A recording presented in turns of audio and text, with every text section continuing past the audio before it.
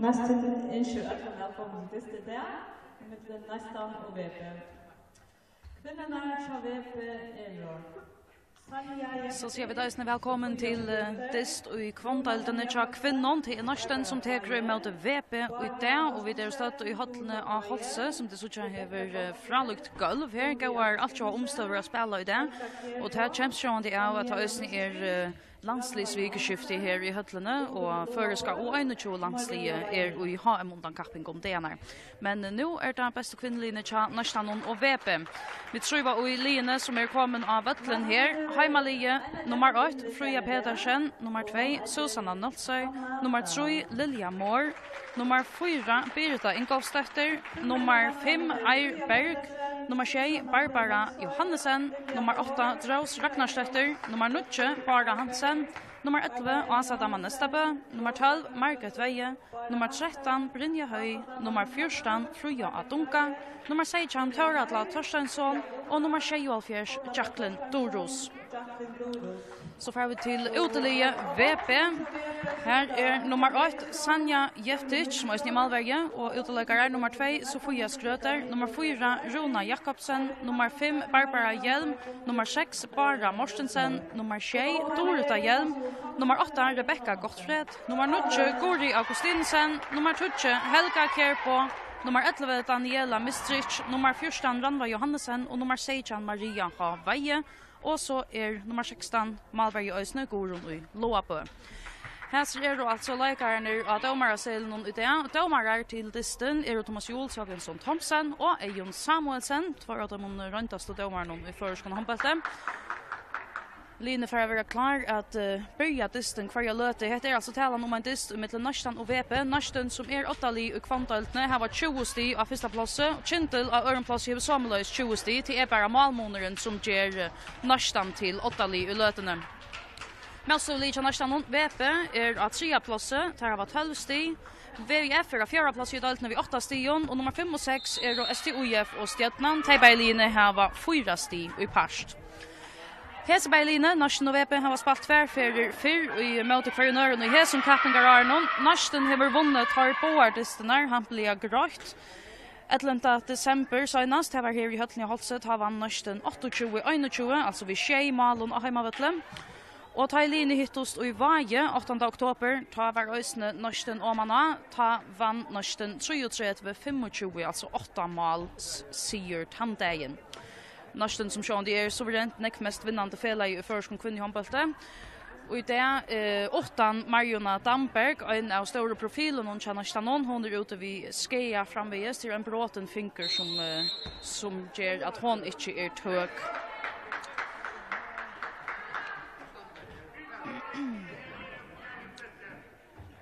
Så har vi lagt fra landet her. Jacqueline Doros av Vinstra Vonche.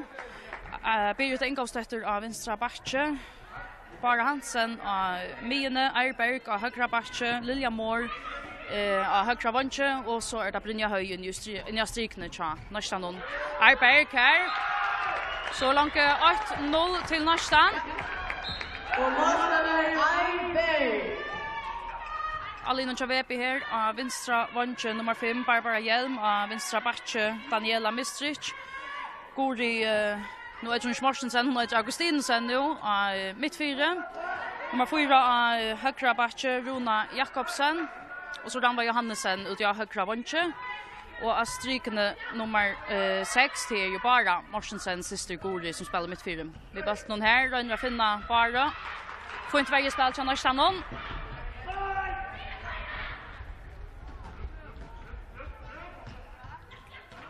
Klarar kom upp i Erbilge här Norsten, men så vet att han bara etablerar i alla spel som ska ge ta emot Malmö-lökan nu.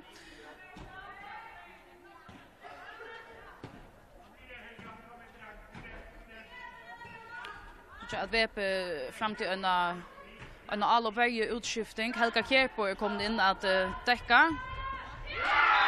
Ja, Birgit Ingolfsdøtter 2-0. Vi begynner til at Helga Kjerpo får inn i veggene, og nå tar jeg Royaloppe, så det Rona Jakobsen som av Høgra Batche. En trygg början här till nästan någon i förra halvlek 2-0 och vi har bara spalt ut 2 minuter.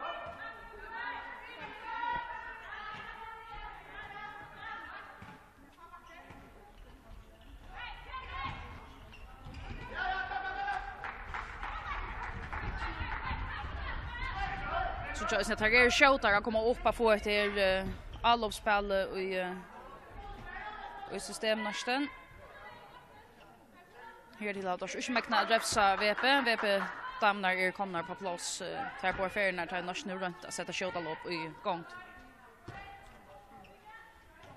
Det är synd att se att här är neckver avskårar till dist och i höllen nu där men där kommer lägsta träd så vi och vi.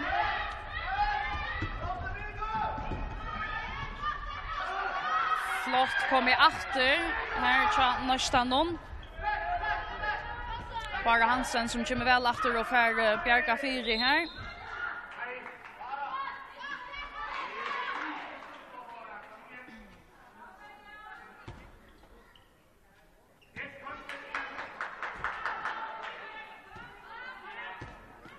Det är alltså backchetan som nästan spelar vi i Byrita bara och är där ungar men där är inte orent där.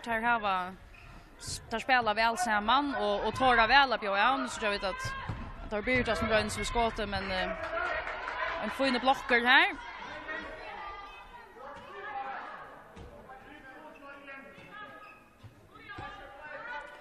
Det är sannolikt som stort så att jag klarar att lyfta arven nu tar en sån spelare som till döms Marion Danberg inte är vi så är det sannolikt unga krafter som är klarar att ta vi av nästa linjen.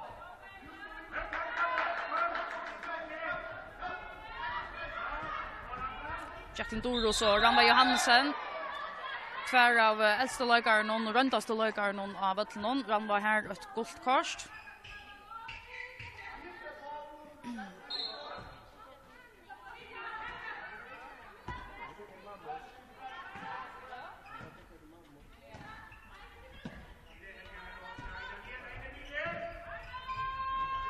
Birta, en fin bjärging här, Sanja Jeftic i VP-malen hon kommer igång.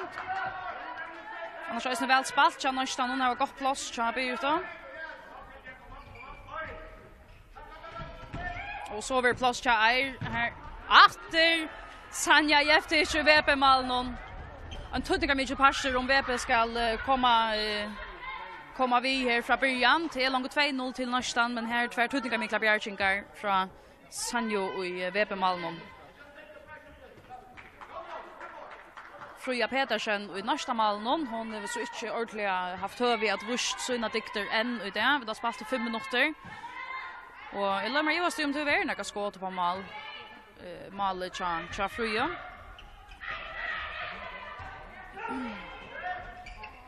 Här kom det ett mäknarskott. Runa Jakobsen och här var Angenive han säger att väl placerar i malen här som bättre så är 2-8.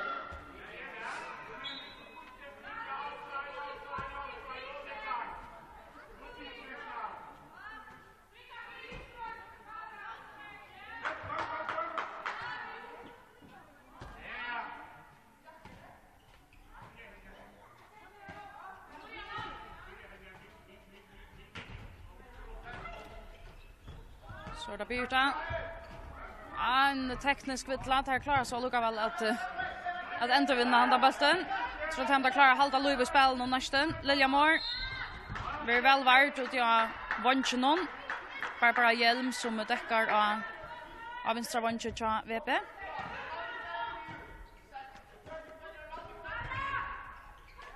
Så är Arberg om att släppa fram vi Gori här och ja, det kostar oss när avväring går så kommer det kast. Så är 2 gulkors kommer till VP-lägare och nästan är framvis sina första avväring till gåar.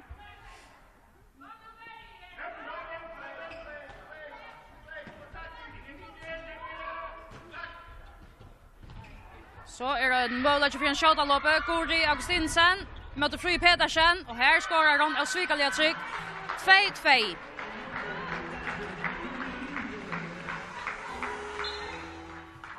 Målskårer Guri Augustinisen. Och när vi röntar några färre långt Guri att fara ut och fiska så här bollarna ta i bara ska spela eir av batchen så kan hon leipa ut i mitten och hapsa bollarna och här så för det så väl tror henne.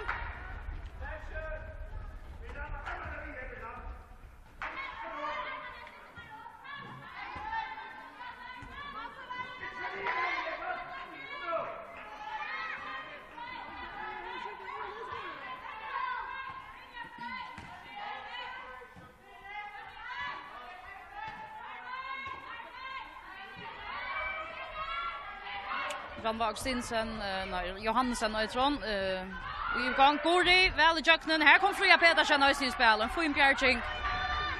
Så kan det ju gänga kött in vägen. Bara, här är önskna spela till Birta. Ja. 3-2.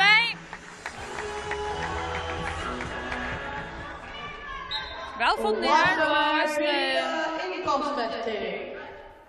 En kvik Birta som slapp i mitten här.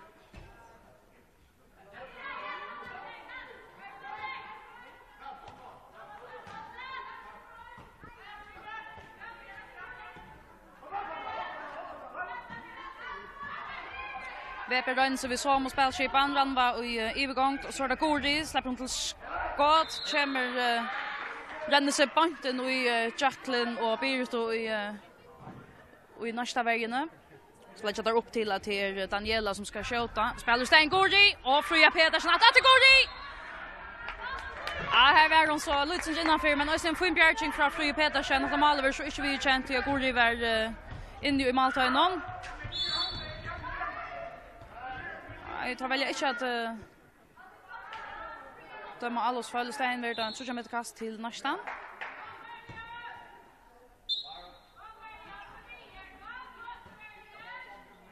Har spalt i 90 minuter här i höllen i Aholsen. Nästan 8-3-2 mot VP.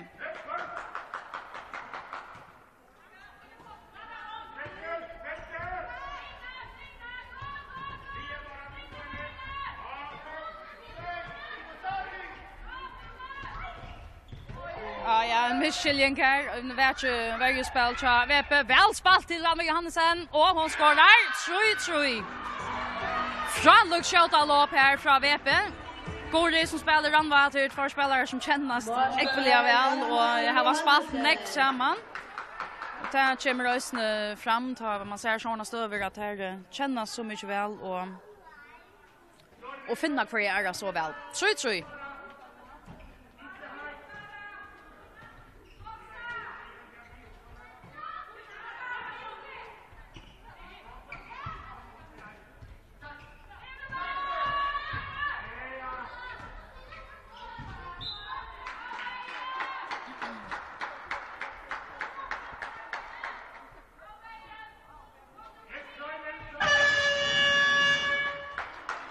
Att hotne märker att det är timeout och det är nästa vänjaren Danilo. Jag såg att han ska uttalas Danilo Gagliardi. Det han heter, han är visst nog spanjol om inte för helt skoj vänjaren cha nästa någon. Timeout här. Vi tar spalt i 20 minuter för att hålla just av 3-3 mellan nästan och VP. Och det var annars nästan som kanske kom inte bättre från början, kom från 2-0 så kom vi upp på jämnt och så har Valine Fylst. Det är alltså en distrikt mellan nummer 8 och nummer 3 i kvantalterna. Och Line har alltså spalt tvärfärger över i Hesum Kappingar Arnon. Nästan har vunnit tar på år distrikten. Rättliga tryckt vid 6 och 8 målen. Så spurningen är om VP klarar att taka stig från nästan någon som ju är 8 li i kvantalterna här ute.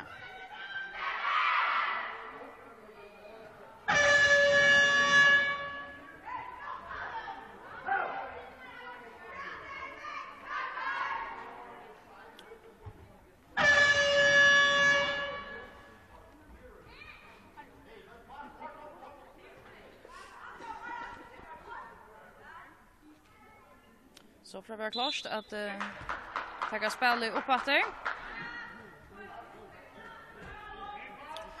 Beiline spelar framvis vi som manningen av Vatlenon. nästan vi Eir Baro og Birito i bakkjetene. Birito her bryter vel i jøkkenen selv og skårer øysene trygt 4-3. Her skjer hun altså Helgo Kjær på VB-bakken og fullkomlige, ja.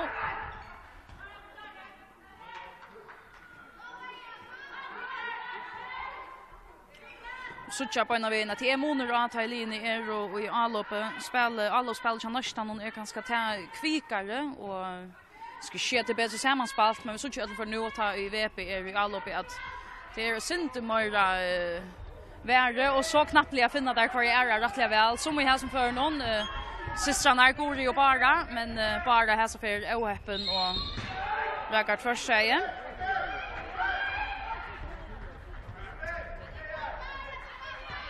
Mali här var bankon. Står han framvis 4-3 11,5 minuter färner av 4 halvlek.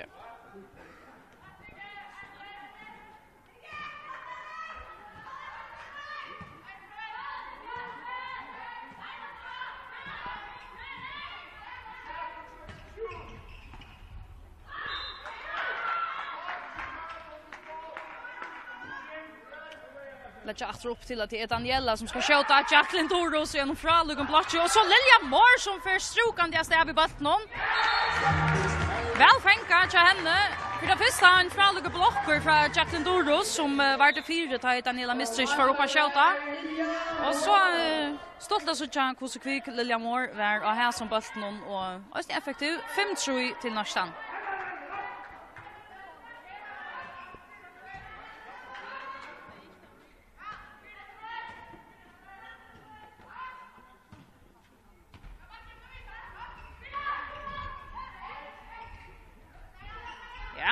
Fint plats. Nej, jag kanske inte spokst till Rune Jakobsen. För ösnen rättliga längt fram via som bollen här men hon häver för det av att hon då sannliga skjuta att av första målet så VP det var ett dumt skott från hennes hand. Arberg släpper fast jag lagt fram vi Gori här men Sanja och VP mål hon har ösnen spalt han plea väl här till näkrar fina bollar.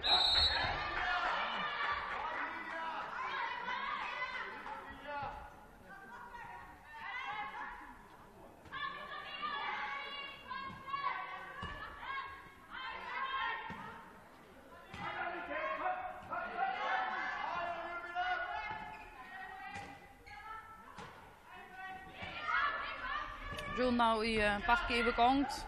Så Gori och finner bara väl. Ei bara ohäppen ut det. Det för hon räkar stänken här. Så haltar det vid returen och VP. Och så har det ett först sig som hesa för Bjarkar VP. Birta som var pura fri av batchnon.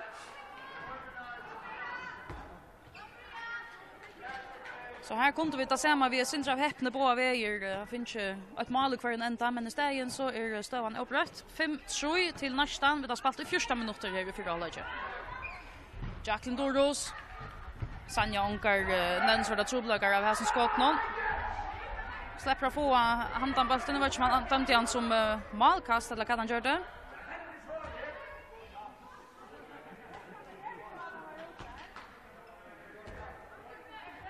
Ja, det man helt helt nökte vi av nästa bunch någon men det är just så vi. VP öjer allop i här.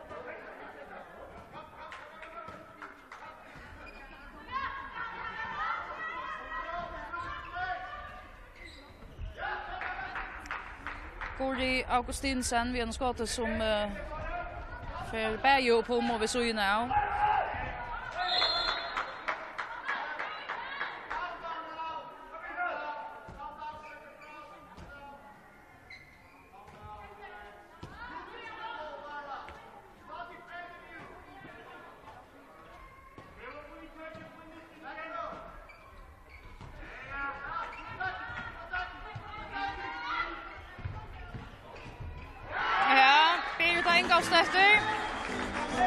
Skulle jag akkurat säga att VP-bergen ser ut till att stanta bättre nu, men här slapp Birta så jakten vi skott någon chassar. Stavan 6-3. Sanja og i VP-malen, hon øysene ørk om at her som balt som formal, det skylder man, men det teljer jo alt lukkan ek. Det var kanskje et skått som hon helder at hon 80 av tidsen. Så skal svær komma fra VP her, Daniela, inn til Baro. Där finna Baro, han blev väl in i strykne, men tycker inte så som så få mål tror jag. Hon rakt stänken när för förr. Och Eros ni han blev väl inpacka in i strykne bei Brynja och Birta täcka väl in i midvägen tror nästan någon. Att få inte onsran skott här men Fröja om att oblaga hans skott. Nu så där skjuta alla på in vägen Brynja höj är väl färnas där. Få in Bjärching här från Sanjo.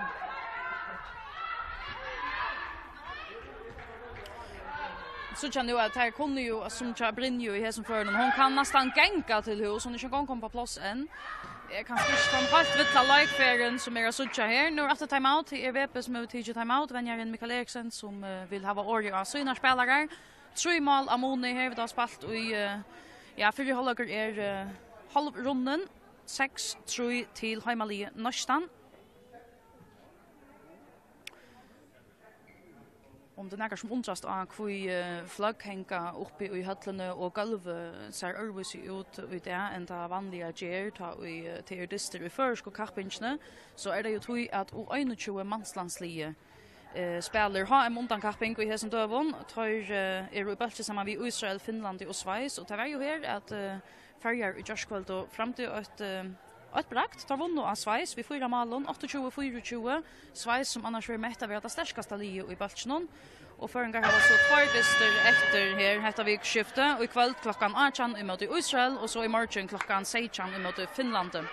Tui spela VP och Norsten alltså gola golven som vi annars ja nästan bara söka till landstister och ösna till steipa finaler och sånt. Så spelar till Jopater stavan alltså 6-3 till Norsten har spalt i halvan 16 minut av 4 halvlek.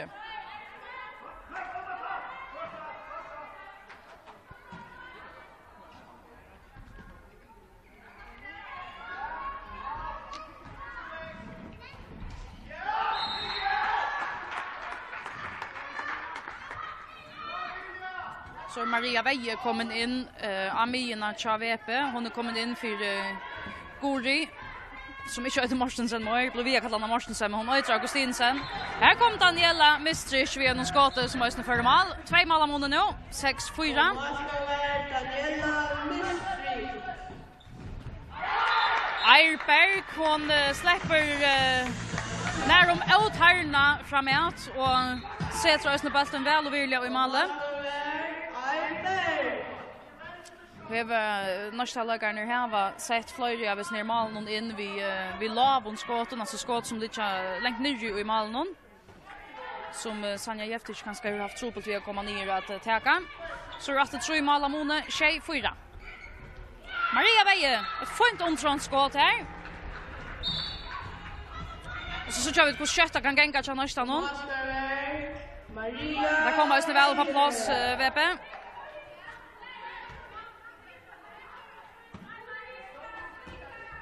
Maria Veje som alltså minkar i Omonen så löser 2 mål nu i Omonen 6-5 till Norsten.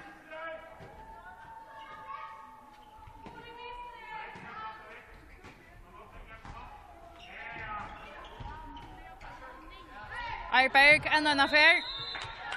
Ja, här är så ett brottskast fram till mot henne. Och hesa för Maria Veje som fär en avvägning. För låt så så vi till Gori Augustinsen få avvägning för nästa sema att Eirberg slappen fram vi hon kommer hänga oss inte. Så kom Sanja Jeftic ordentligt igång till målen här. Bjärgar brottskast någon. Från Susanne Nolsøy som var brottskastskytte till nästa någon här affär.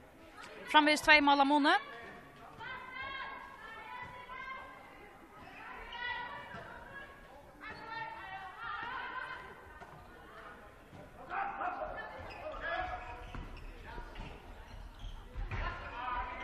I runda som efter rön så vi en fralig skott utifrån hesa färda så tvärsöj som hjälper Fröje Petersen i nästa mål någon.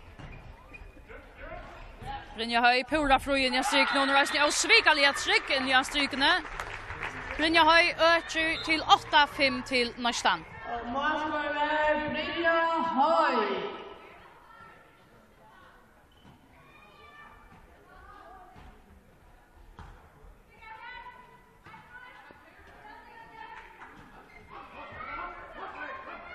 Weber røyner etter at senda Ranvo i en övergång. Og så Daniela Mistric. Og et frekt skott. Her det ser ut til at hun får skjøta lengt, men i stegen snarere jeg av og skjøt i storta hotene nye i. Og det ser ut til at Frida Pedersen var lumpa av her som skott noen. Et funnet skott. 2 mål av måned nå, 8-6.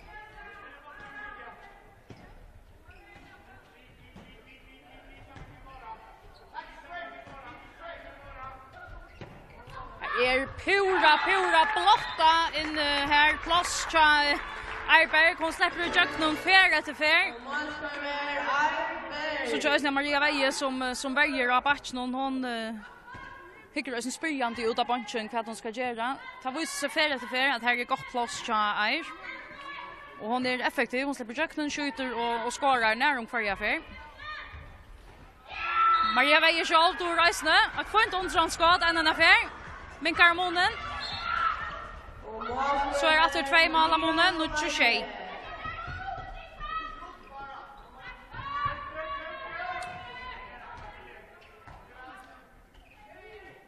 Så Røyne Vepe, jag vet inte om det var initiativ att Ranva Johannesen när om ansvarte, men hon får så åter och tar välja och nummer flatar i vägen nu upp i ett inkastslätter. Så rattar 3 mål av måned, 26. Knapper 90 minutter etter at spela av 4 halvlek, 3 mål av måned. Og hvis målmånen hever hilti seg det meste av 4 halvlek, omkra løt og 3, omkra løt og 2 mål av måned til Norsten som er ved om man Atlantisten her til.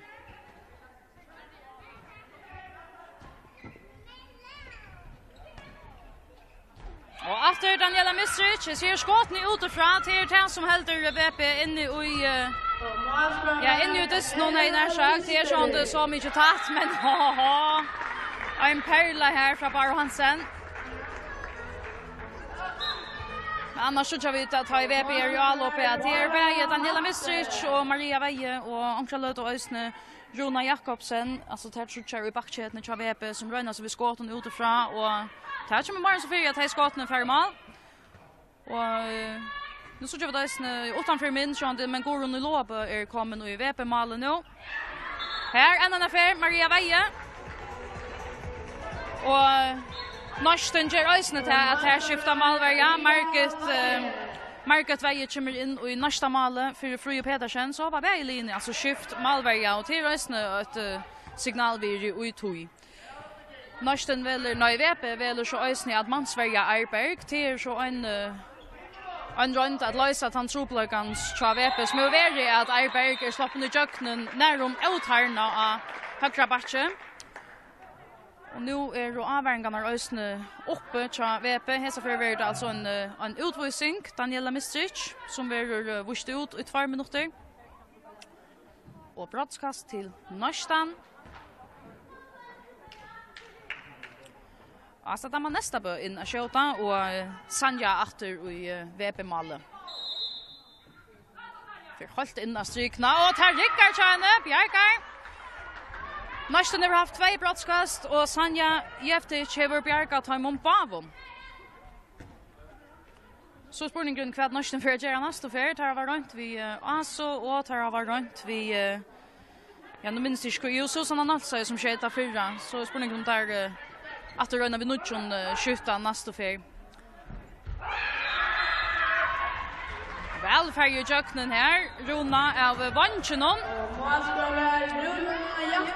Så är bara 8 mål av måned. 11 touche. Rättlig spänningar i dysten här. Alltså nästa bö kommer in och spelar av Amine tja Norstanon. VP trekker mansvergen av Borstor. Nu tar i minnelota och en gav minut att säga.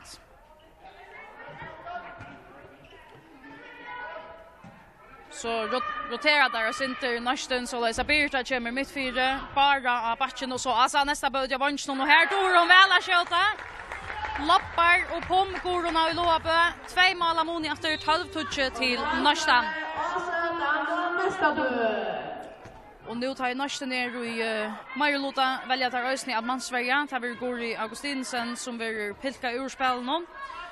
Det är Daniela Mestrich som är utvurst, så jag tar mot 17 som här var skåten jag utifrån, så är det Maria Veje som är rätt av att någon tja VP i lötnen. Nu får det så tjocka att jag får på sjur dessa lötna. Det var Anchi här i Atlove.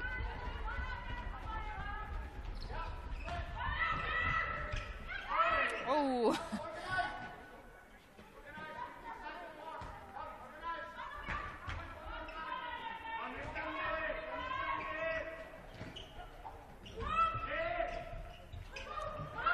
Birta, fine blokker her, Maria Veje, stender akkurat her som hun skal. Så det Stevepe. Der henker i veiene nesten, og her går Augustinsen etter tverrsegen i stønnsjen. Stenkerner har gjort nesten malvergen om vel i det. Begge går i og bare. Sissene har rakt stenkerner fløyreferner. 5 minutter efter her av 4 halvlek til 2 mål av Mone. Norsten 8 vid 2 mål, 12-touche. Berlini fullmanna i efter, Daniela Mistric efter av vinstra bakke til VP. Gori mittfyre, og så Maria Veje som Øsne do vel har kjøta utifra. Altså en teknisk vittla som gjør Lilja Moore kan forresten her frukt hinne, men kan hun spille han i vrom? Nei. Ta vi stein Lilja Moore selv. Skårer og 3 mål av Mone.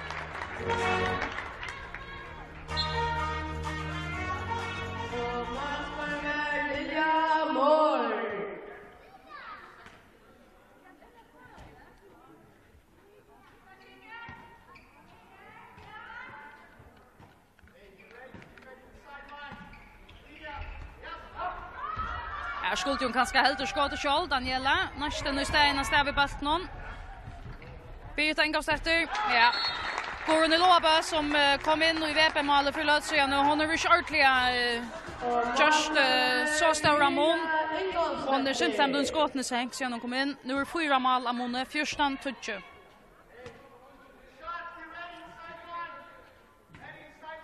Tar er och beinraknar i skåten och nästa kvinnorna tar text inte från dem.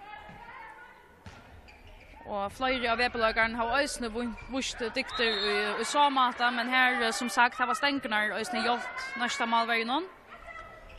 Daniela in till Baro. Ja, det blir så ett brottskast. Hon kommer helst att stanna innanför. Susanna tar hon väger här. Norsten sätter Fri Pedersen innatter i målet till detta brottskastet som Daniela Mistrich ska ta.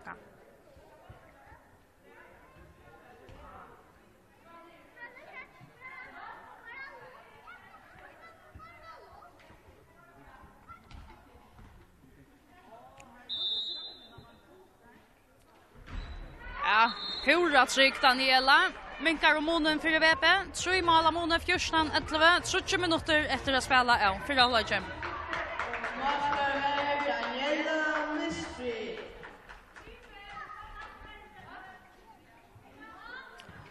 Norsten över ösne lova bavon vänkernon att kvilla eller här som har spelat mest av 4 halvlek. Nu är det fria dunka och så såna nattsö som spelar av vankonon.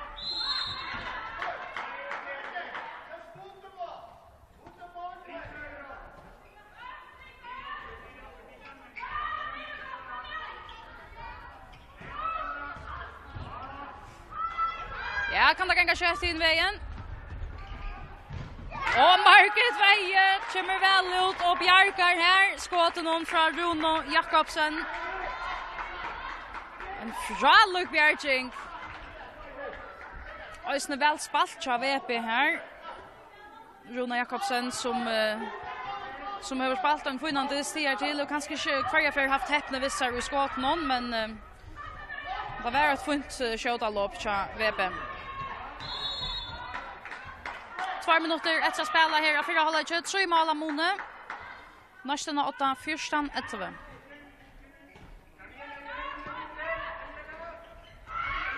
En teknisk vittla till nästan någon som gör VP möjliga för en showtalopp. Helga Kjær på. Ja, Färmalle underbeinet till Margaret Veje, minkar om munnen till 14-12. Helga Kjærpå som annars vi spalt för det mesta i bergene, tar av korsvinare, alla berg och utskifting, VP här Helga när de bära huvudsteg i bergeparsen av VP.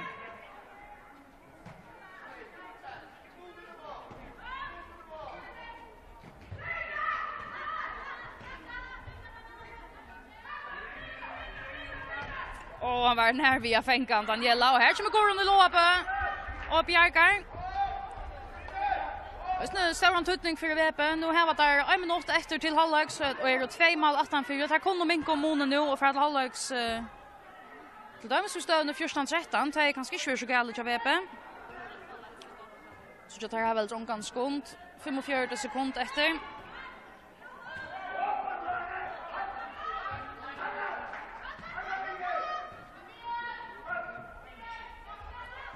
Gånger så förfärliga kött. Det var inte om domaren för att markera för passiv spel. Ja, nu kom så ett skott utifrån vänchen. Barbara Hjelm som minkar om munnen för VP. Tuttinga mycket mål så tar man så 8 mål om munnen. 15 sekunder till halvlek så ska VP hålla takt här för jag arbetar hessa här stövna till halvlek. Nästan sjående för Røyna att öka kom upp på såna 2 målslåslåt. Det ska göras inom för 5 sekunder. 4 3 alltså nästa bö tar vi nog ett 30 meter kast som ska täckas som ett bönlöst skott. Så det kvar ska skjuta detta tar vi alltså nästa bö som för göra det. Allt VP ständer i blocke här. Nej, och skottet för oss nu point i blocken. Hallegor i Hallni och Halsu i Dysnon i mitten Norstan och VP. Hallegstövan 14-13 och genom det här Norstan huvudvärde av 8 till alla mesta av nej faktiskt Atlant för Halleg. Ankra löter vi 3 mål, annars för det mesta vi 2 mål och här mot ända någon fick VP alltså minka ner i 8 mål. Så det att 8 mål är av månen. Det ska sägas om Hesbergline, det är nummer 8 och nummer 3 i kvanttaltene och vi tror ju att nästan ganska häver skift och synte bara ut här var en synte större bright än VP och spurning om 10 som för att komma time till gå nu i 17 halvlek men livs så spist här får det så chat här vid för efter vi 17 halvlek om man har löta. Alltså halvlegur det är nu med nästan och VP stövan 14-13 och vi för efter om man har löta.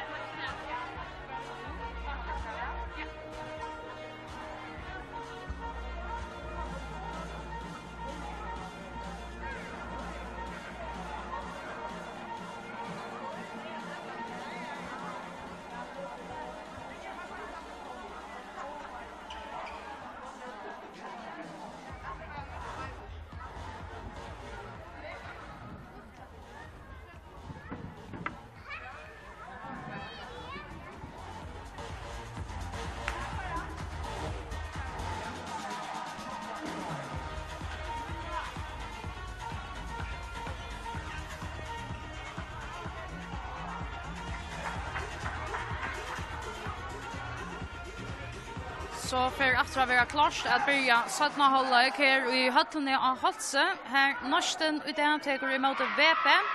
Halvlekstövan 14-13 till Norsten. Alltså 8 mål Amoni här i halvleken. Annars en fyrahalvleker som Norsten hever störst hampliga väl. Här var ja 8 Atlant fyra halvlek. För det mesta ganska vi 2 i mån och löt och vi 3 mål, men här mot ändan av fyra halvlek minka i VP alltså om månen så läs att 8 mål är Amoni nu. Det är alltså nummer 8 och nummer 3 i kvantalterna som hittas och VP här börjar 17 halvlek. Där spelar framvis vi Mario Veje, Guri Augustinsen och Danielo Mistric i backchetene. Så här var där Rono Jakobsen av högra vantje, Barbara Hjelm av vänstra vantje och Barbro Morsensen av strykne. Och till mer eller mindre samma manning som har spalt till allra mesta av fyra halvlek och Ösne tja VP. Norsten Ösne tar farnar efter till börjanar uppsättlingarna. Här Jacqueline Doros Ösne vi och spelar här i varje person hon mitt fyra. Det ska undra mig om hon inte får ut av vantjen ta i Norsten kommer i allop. Norsten börjar via mans välja Daniel och här. Daniel är en av Taimon som har skåten ekve utifrån tja VP. Skåter flera malen och tja Taimon.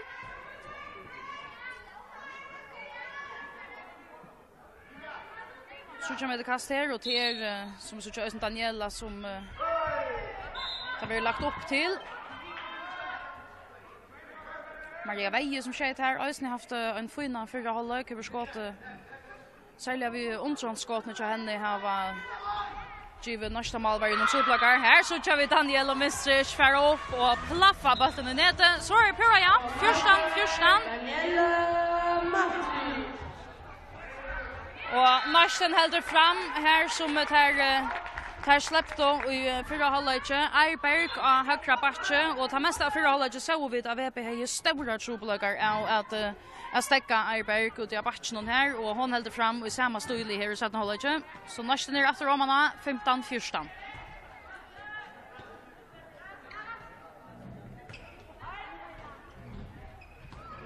Maria Veje för själv Atlan vägen i jöknen och skorar Ösne jaunar efter för VP.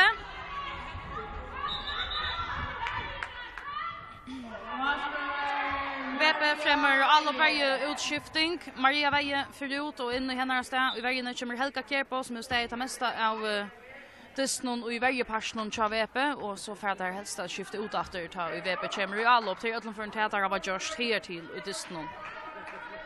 Norsten vi samma uppställning som tar av spalt från början av Disnon. Gör då omkring utskiftingar så sett nu i fyra halvlek. Men detta är början av uppställningen som är vi efter nu bara.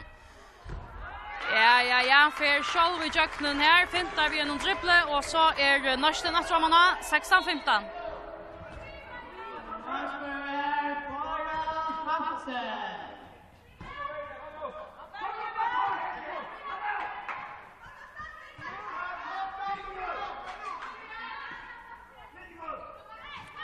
Så Chad Norsten ligger rättliga högt uppe och väger alltså Lilja Moore som är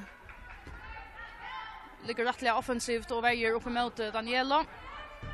De tar kallar en skriver 5-8 i vägen. Det är en ordentlig mansvägning men till upp emot det.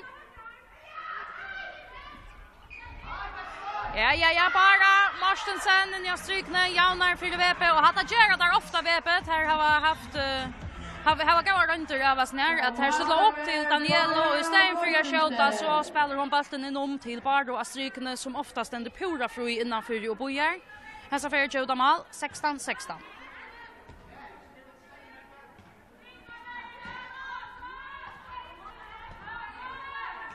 Till framvis Eiberg Bachnon kommer så i foten till henne så kan det gänga kött VP så skulle det vara ständ det skulle få några på som köta lopp någon.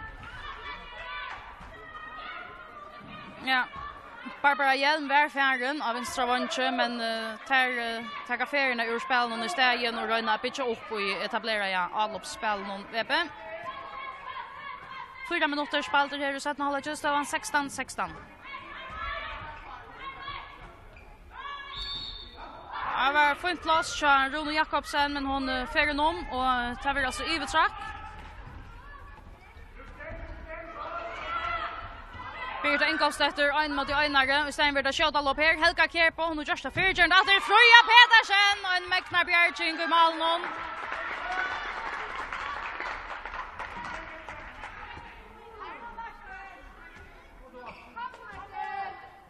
Annars vel fenka her i verjeparsen.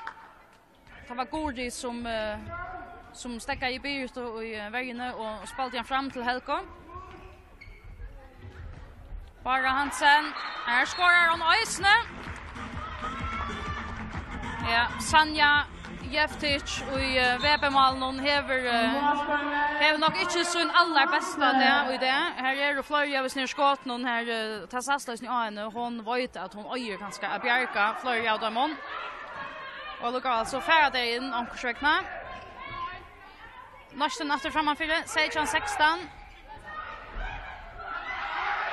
Her finner bare og vel inn i strykene, men det er så som så vi urstøkene.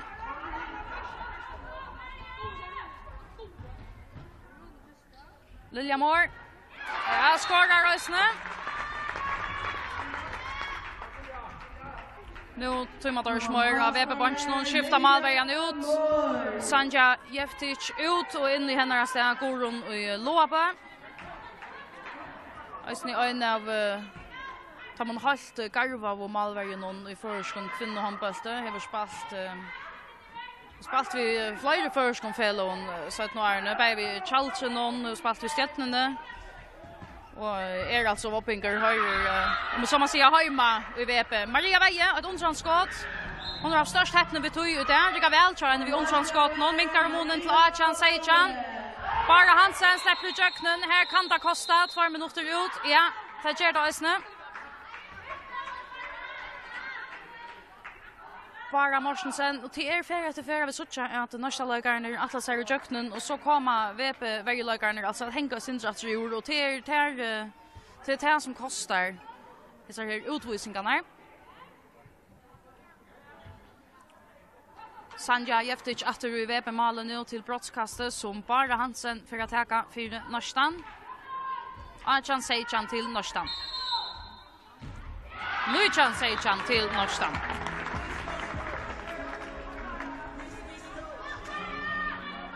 Målspiller Bara Hansen.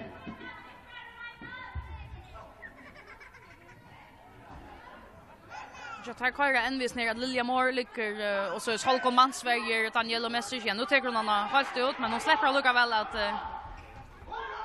Arka är center om hon släpper till långt vet du mer etablera alltså chabackchetne chavep.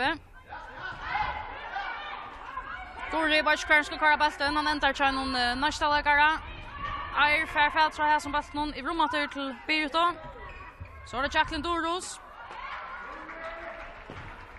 Här räcker hon vi såg ju nu. Det kanske inte så ofta vi såg Jacqueline Doros göra det. Framvis Nuichan Seichan till Norstan har spalt i gåa 6 minuter här i 17 halvlek.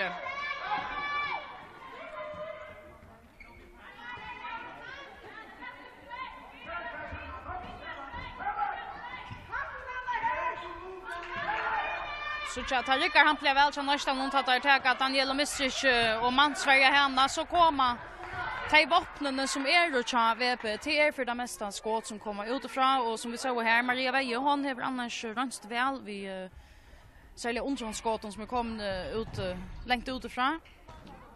Men det gör det lättare cha nästa vägen att det man fyra tar i och man vet att det som kommer över att skott utifrån. I'm Michelle Kær. Tja, Bara Hansen, kanskje ikke helt rett av avgjørende at Røyna spiller Lilja Moore. Vel fengt her til Daniela.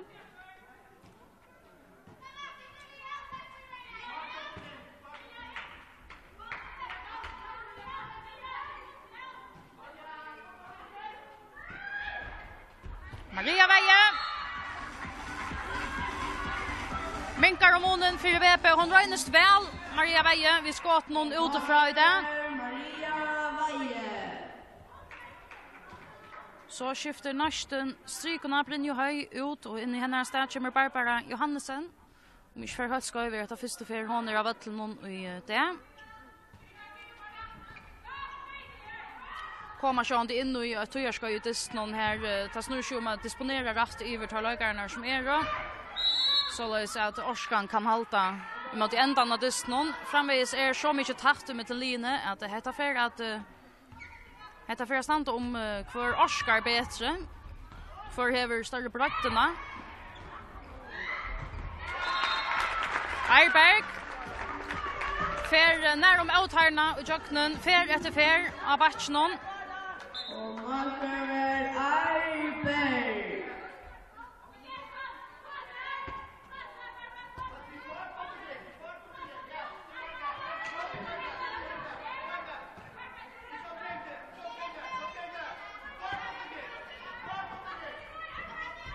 Maria Veje. Rune Hansen, Frøya Pedersen i malen og til gratta skottet.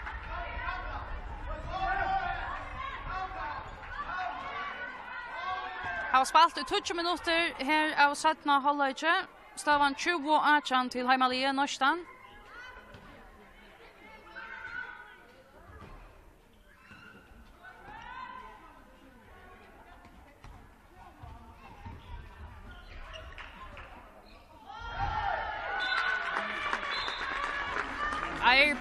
Eiberg blir sliv å si det. Mer enn einmannsherer og det er batchen her.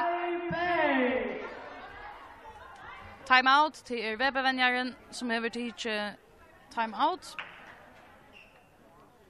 Jeg har altså spalt i 20 minutter her i 17 halvleitje av Disney mellom Norstan og Weber. Støvan nå 21-18 til Norstan, altså 3 mål av Moni etter, og til Marat la minni her vid Alie ta mesta av Disney, ta over 2, 3, ankra løt og 8 mål av Moni.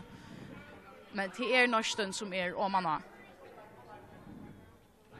Hinvin 3 mål til nær om antje og i håndbølte. Til kjøtt og hant 3 mål, men det krever altså øyne at VP for det første affæret dekka 4 tar i Eiberg kommer av som batchen til at her har stebler og troplager av stekkene. Hon fer etter fer nær de outhærene og jøkken av batchen og skårer øyne for det meste tar hun slipper til skåt. Og så det her i allosparsen til VP at det som tar heva er bjøa til hever for det meste være Daniela Mistric og til over Maria Veje som har skått utifra og han var skåttet til flest av malen til VP og disse seneste løtene har Norsten mansvarst Daniela simpelthen tidkjene på sjurspillen og til hever darva VP allåpen og næka. Ja, här omstämmer det. Så det var inte en Daniela, hon släpper på i efter nu. Därför är inte mansvägarna nu. Så det sucha om tar få sett akkurst i och skipa all uppspel. Maria Veje, ett fint skott efter för henne så ja, här blir det gott plats till att där spela så jag krossar ner upp som geva plats till Maria. Så Atle bara Hansen helst att göra kött av i ändan och det blir ganska avkött skottet för himmelhögt upp om 2 mål av Mone 21-19 till Norstan. Daniela Mistric vi någon jag vet kan se halvhjärtan skott väl spalt här från Frøya Pedersen fram till bara Hansen är innanför nöjd han inte. Så klarar Barbara Johansen att till ska säga ett brottskast här.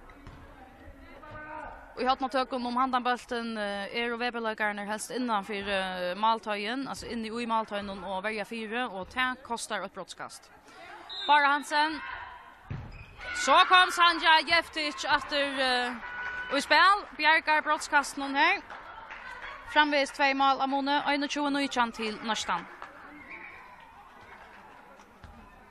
Och till Sjomlös en tojande parster av oss ner om VP ska ta stiv från Norstan och det så skulle malvägarna till att Bjerga sin demor. Och till en fralig början att ta brottskosten till. Nej, men så kör vi efter dessa affär. Bara Hansen hon är skjuter i jugnon Sancho i VP-malen. Bara Hansen.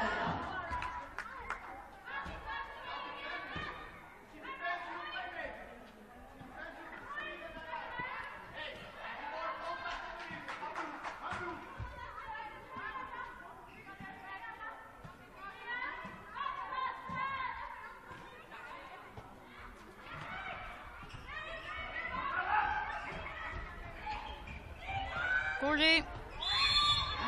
Det är Jacqueline som filtrar henne Atlanvägen.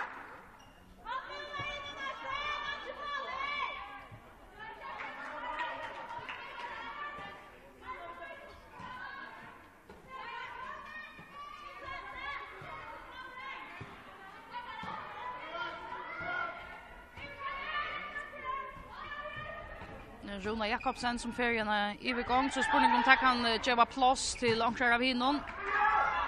Donsan skott fra Gori som tog mitt av Frøy Petersen. Ange troblagar til henne tagat her. Så det Eiberg efter. Her vil hun stekka hessa fer. Webervegan som kommer väl på plats hessa fer.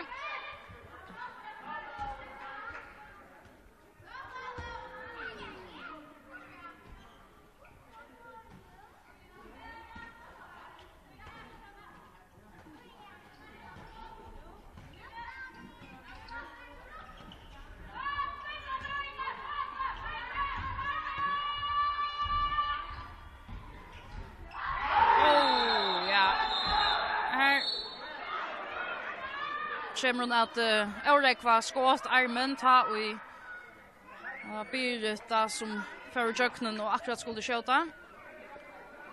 Det var 2 minuter till Gori Augustinsen. Reaktioner av nästa bunch någon Lewa och som om att de hade huxa kanske att det kunde vara rätt kors men tälla ju mer lokala Ivastoj. Sanja Jeftic i Malnon. Rättliga tutningar mycket att hon kommer upp på hatta stöje nu för VP.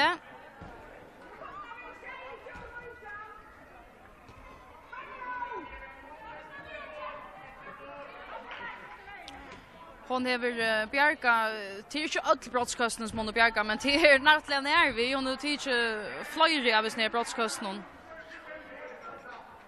Sanja och i VP Malnon. 22-9 till nästan.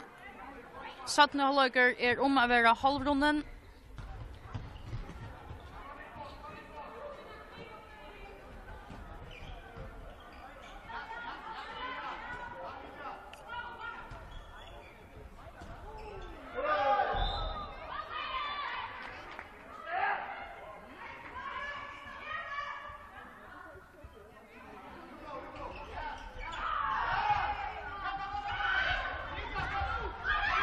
Rom till Liljomor. Jag tar klara där men här rösnar Maria Veje kommer väl efter och för Eurek var här sån. Så bara Hansen som kommer i jöknen. Från den vissar Jacqueline.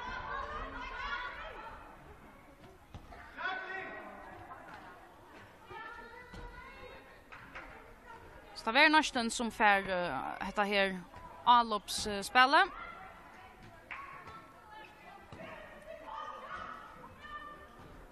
Så Susanna Nalsøy efter av inna och där vinstra vånk tja nästan Eiberg, ja.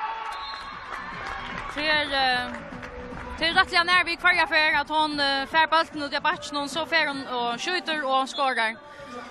Eiberg till 23-9.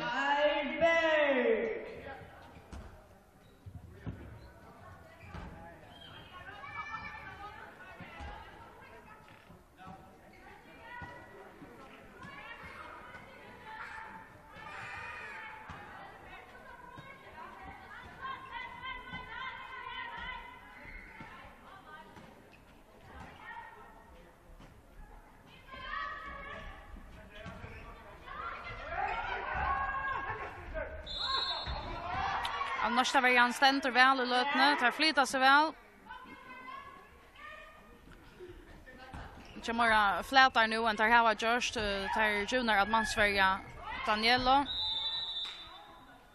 Det var det brottskast som bara Morsensen för till ska säga in i strikne till Daniela Mistric som tar tej.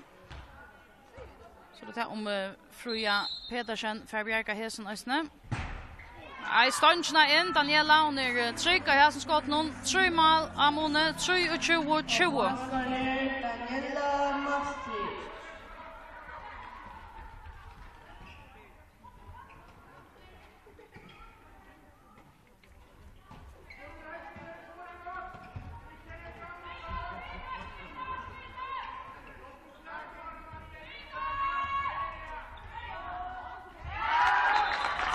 Barbara Johansen, ja, stryknet, her finner han vel, hun pura fri, og ser drøysene bulten vel, at han fyrir Gorona i Låbe.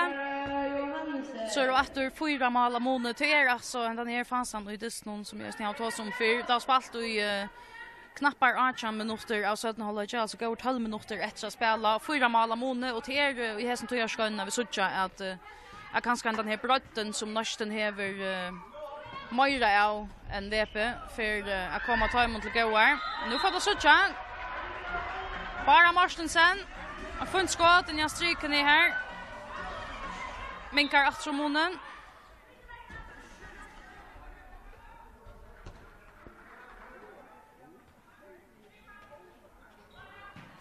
Men her til er det en dyster her. Larsland tja Norstan omgang du ordentlig har vært høyt.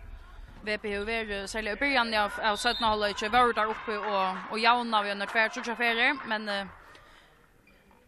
det har omgang du mekna ordentlig at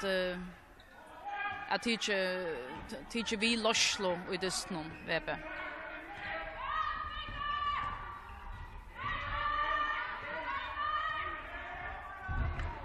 Bara går under Låbe, kommer ner og bjergar vel her som skått noen. Så det er det, om VP nu kan minka månen, så er det bare 2 mål av månen, og så er det så kjøtt opp av jant.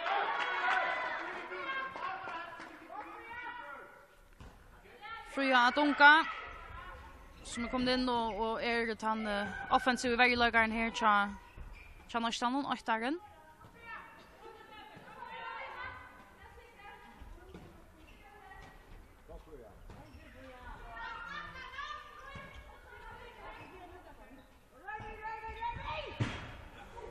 Maria Veie efter vi någon onsdagsskåte som är så för flera stansna. Hon har annars runt väl vet du, men så för hjälper stanchen till först för det helt att stanchen hjälper nästa målvägen någon. Bara Hansen efter vi någon skåte som nästan för Jack någon går i Låbe och i VP mål någon.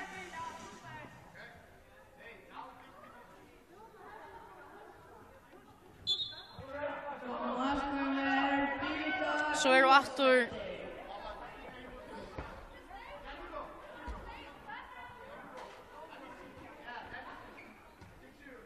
nu är åter 4 mål av måne, 25-21 till Norstan, 20 minuter efter att spela av Disney.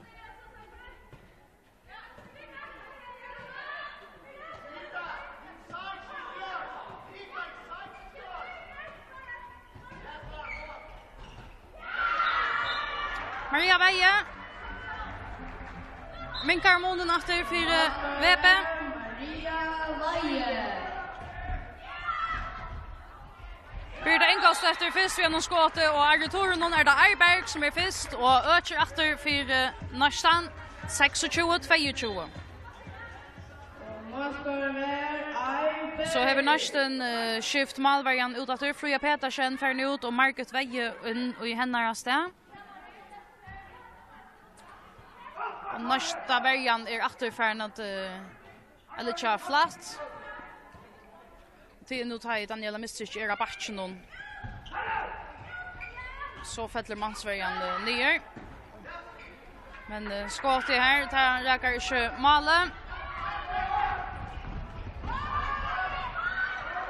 Så är Gori Marstensen eller Gori Augustinsen och Sjaga Färgen och skorar röstne för VP helt VP in i det 26-23.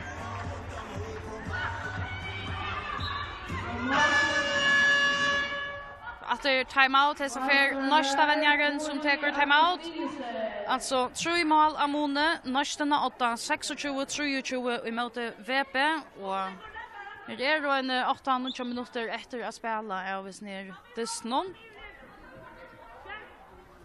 Och är som det likar när av banlinorna till särskilt Arberg som skjuter neckmål av nästa linan.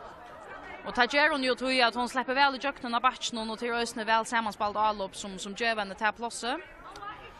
Och så kanske ösne en VP-värja som omgående ordentligt har funnit lösningarna och på vad är det man ska göra för att stäcka är.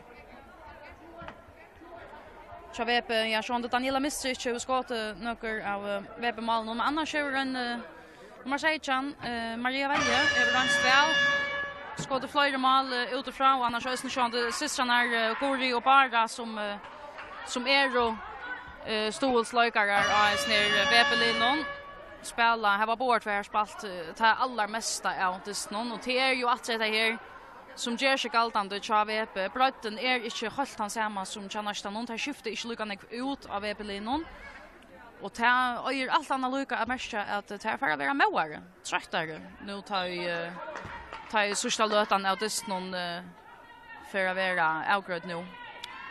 8,5 minutter etter å spille, altså 26-23 til Nørstan.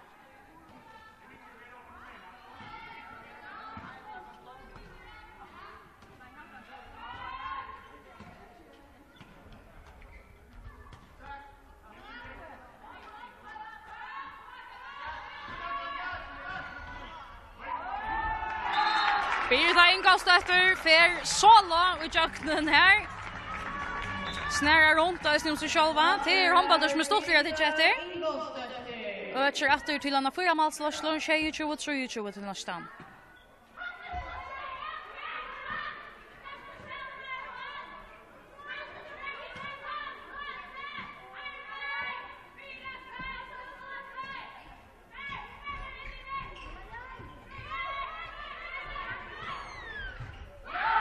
Margaret Veie i nästa mål.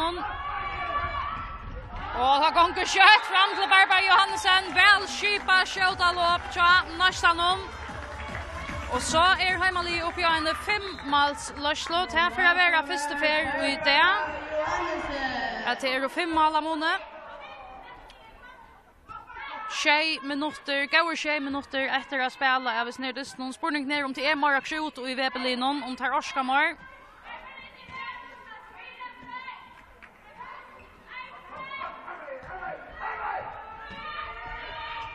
Jag finner bara väl in i strykne. Färskjøle Temarald som bäst någon så kan det återgänga kött in vid. Barbara ska ha den bästen om Maria Veie. Ja, Maria Veie som annars var kommet väl på plats och hej fingrarna av som bäst någon. Men domaren vill ha frukaste tid och nutjon här efter.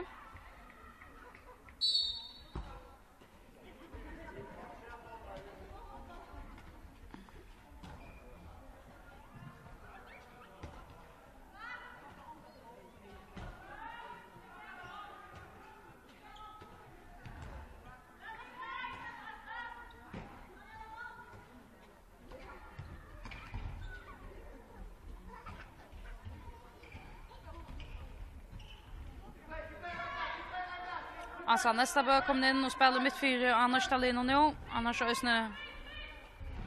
det är en rotation som ger till här. Birta Ingolstøtter som var färdig ut av bunchen i hennes sted. Balt som var innanför i hans affär. Atter mål till Nørstan. Nu är 6 mål av Mone. 23-23. Alltså för finna där bara och väl av strykne. Och hans affär skiter bulten. Minkar Monen bara Morsensen till 24-24 till Nørstan.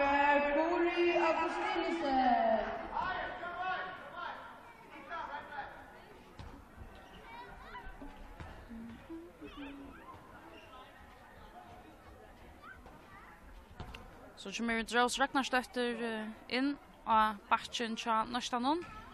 Det er visst nok øyne første fire det, hvis du ikke henne av et noen.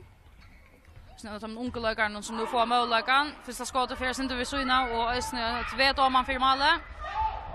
Ja, her er plass, alt oppe i vansjen til VP. Kom Elveren nå kjøtt til spurningen. Ja, Nørstan nære kommer ordentlig opp på plass her. 5 minutter etter å spille, 5 mål av Moni øyne. Stående 24-24 til Nørstan.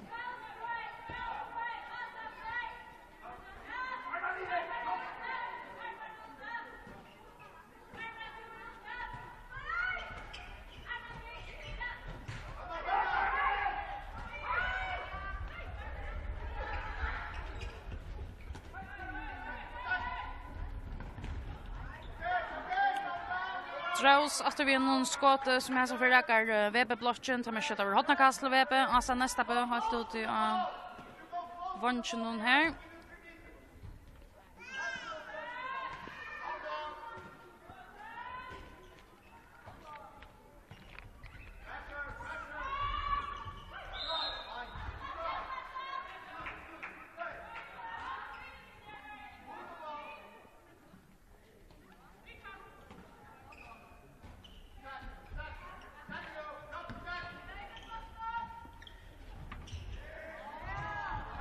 Goran Loabe kommer väl vi in i VP-malen, men här är alltså nästa bör först och returen och för loppan och pomma till Gorona.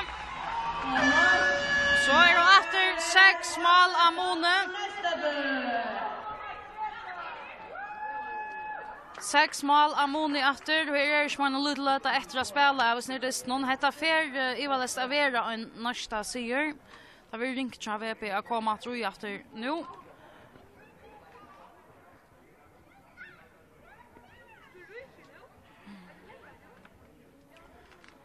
Och efter häntandisten så för Barbera en god timme så börjar landslivshandbollen här i Höllene. Klockan 16 tar hittas Finland och Schweiz till alltså U21 landslinjen till mannen som har en montankapping här och om det är Finland och Schweiz spelar klockan 4 och så klockan 6 kväll tar vi bräche föringar skulle av Atlant emot Israel. Första landslivet som fick en fantastiska början på sig undankappingarna och just kvället har de vunnit emot Schweiz. Vi 4 mål. 28-24 en dyster här föringar verkliga spalt och passat allra bästa och ta vana vid att Själland att ta för att hålla fram att göra bäge i kvället mot Israel och i morgon mot Finland. Nu ska vi lucka avgreja den här kvinnodisten Arden. Det är ju 3,5 minuter efter att spela här i mitten Norstan och VP. 6 mål av Mone. Norstan 8-3-24. Spurningen är nu om VP klarar att pynta om urslitet. Bara Morsensen, hon har överhuvudligt haft häppna vissar. Stänkerna har varit pilka öljande av henne skåten. Så går det Loabe. Kom nästan rättliga väl i VP-malen. Hur bjärka flöjde skåten här senaste lötna. Till goda malmanspel som annars är väldigt etterlust i VP-levande Jackson Atlantisten.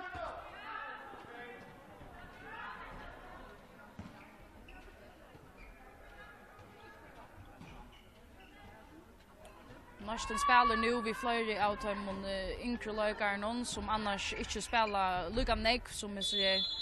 Det är ju Batchetan, Birta, Eir och Bara som spelar det mesta av tiden, men nu är det bägge Dras Ragnarstötter, Barbara Johansen knuna av strykarna och Fria Dunka och Ösny av en vank. Så där har plats och orska till att skifta mer ut än VP har gjort det just nu. Broadcast, Eiberg och Goran Loabe i duell här. Stonchen som teker av här som skott någon först, men så är Eir efter först och returen någon här och för ökt. Tjej mål av Mone nu, 31-24.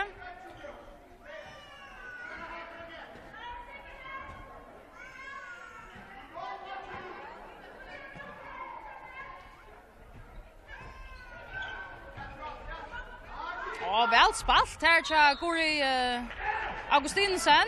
Finner sist såna i strykene och bara hässa för batten mål. En fin liten detalj här att Guri hickar in mot mine och men hon spelar bollen in av strykene. Det är rätt effektivt att här vi har kunnat hitcha en och elvera en annan. Här har vi lumpa många vägar. 6 mål av Mone efter 31-25 till Norstan. Halver andra minuter efter att spela.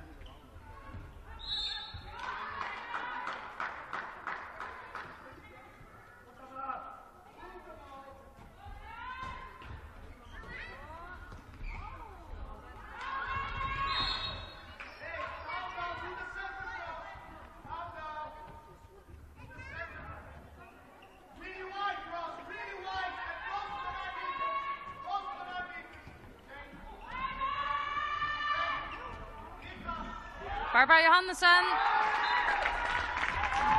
Öcher efter för Norstan så är det efter tjej mål av Mone 32-25 och vi är då färdig nu i sista minuten och i disten hon här. 30 sekund hever VP till att pynta om urslitet.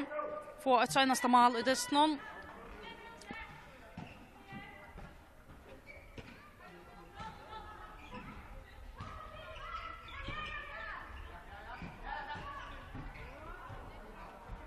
Det kommer här. Barbara Hjelm som minkar om Monen till 32-26. Barbara Så det om nästan klarar att svara åter nu. Det har varit 20 sekunder att göra då.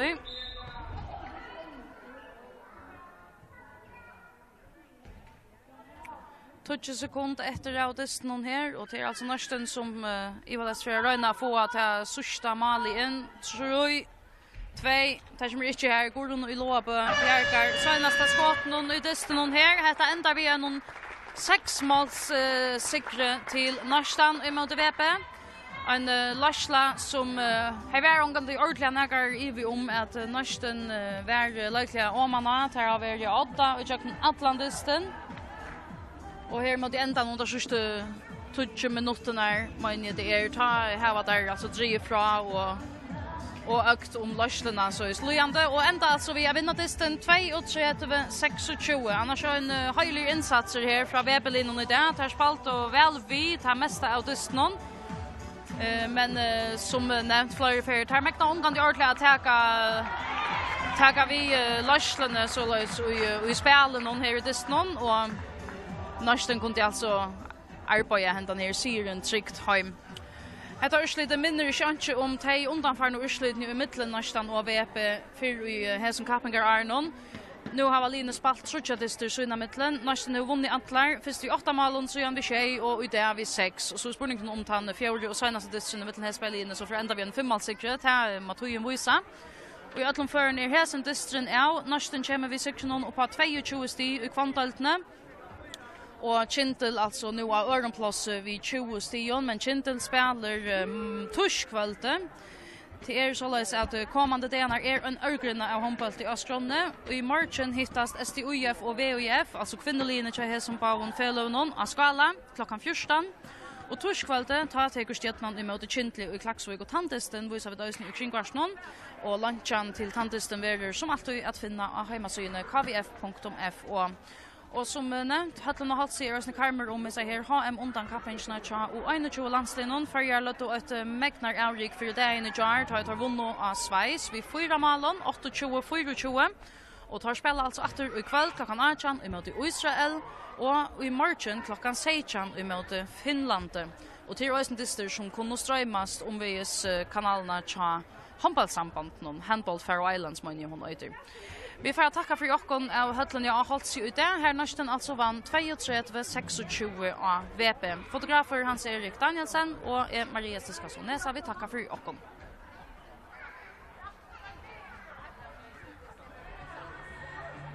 Young